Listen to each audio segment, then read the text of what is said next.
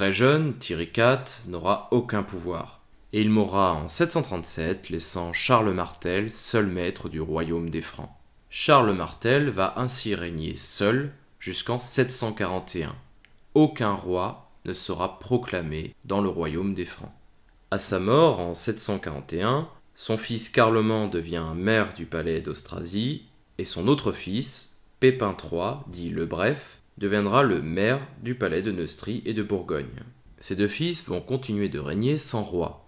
Néanmoins, suite à une révolte de la noblesse, ils décident de placer un nouveau roi à la tête du royaume des Francs. Il s'agit de Childéric III, le fils présumé de Chilpéric II.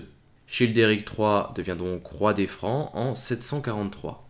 Bien évidemment, ce roi est un roi fantôme, il n'a aucun pouvoir. En 747, Carloman décide de se faire moine. Pépin le Bref devient donc ainsi le maire du palais d'Austrasie, en plus de ses fonctions de maire du palais de Neustrie et de Bourgogne.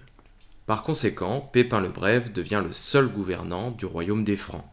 Il finira donc par déposer Childéric III en 752 et se fera couronner roi des Francs par les vassaux. La longue chevelure de Childéric III sera coupée, puis il sera envoyé dans l'abbaye de Saint-Bertin à Saint-Omer, où il mourra quelques années plus tard. Afin de mettre fin à la dynastie des Mérovingiens, son fils Thierry sera également emprisonné à l'abbaye de Fontenelle.